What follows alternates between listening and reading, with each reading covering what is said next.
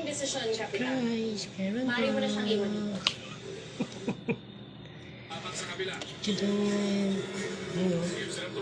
nagbabalik sila kay maliit. Balik. Ayun na. Patay. What a contribution from the man off the bench.